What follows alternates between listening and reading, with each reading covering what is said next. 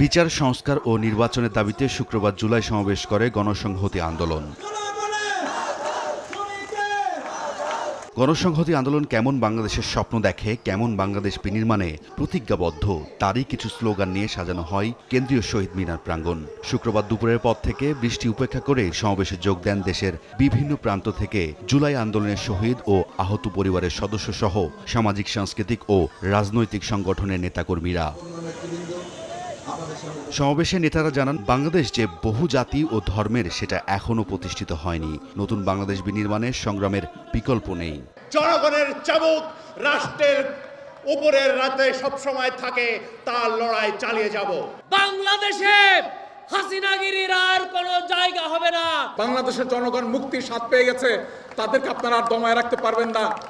ভবিষ্যতের সেই আন্দোলন সংগ্রামে গণসংহতি আন্দোলন নেতৃত্বের কাতারে থাকবে। সভাপতির বক্তব্যে গণসংহতি আন্দোলনের প্রধান সমন্বয়কারী জুনায়েদ সাকি বলেন, বিচার সংস্কার ও নির্বাচন একসঙ্গেই হতে হবে।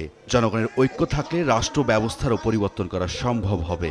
জনগণের ঐক্য হয়েছিল বলেই আমরা তাকে পরাজিত করতে পেরেছি, পালিয়ে যেতে বাধ্য করতে পেরেছি। যদি জনগণের ঐক্য থাকে তাহলে এই দেশে ফ্যাসিবাদ যেমন পালিয়েছে, ফ্যাসিবাদী ব্যবস্থাকে আমরা কবর দিতে পারবো। আর যে লুটপাটের রাজত্ব, দুর্নীতির রাজত্ব কায়েম হয়েছে, তাকেও আমরা কবর দিতে পারবো। অন্তর্বর্তীকালীন সরকারের সমালোচনা করে জুনায়েদ সাকি বলেন, ৭১ ও ২৪-এর শহীদদের ঋণ শোধ করতে প্রতিজ্ঞাবদ্ধ গণসংহতি আন্দোলন। সময় সংবাদ, ঢাকা।